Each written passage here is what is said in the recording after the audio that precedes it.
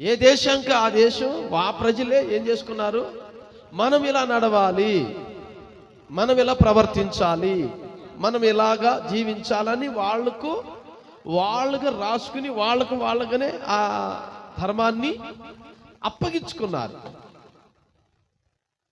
కానీ ఇశ్రాయేలు అను ప్రజలకంట దేవుడే కట్టడలను ఇచ్చాడంట, దేవుడే నీతి విధులను ఇచ్చాడంట. ఆమేన్ ఆమేన్. దేవుడే స్వయంగా చెబుతున్నాడంట మీరు ఇలా ఉండాలి అని. ఒక మనిషికి చెబుతున్నాడు, మీరు ఎలా ఉండండి అంటే గొప్ప, లేకపోతే దేవుడే ఒక మనిషితో నువ్వు ఇలా ఉండు అని చెప్పడం గొప్ప?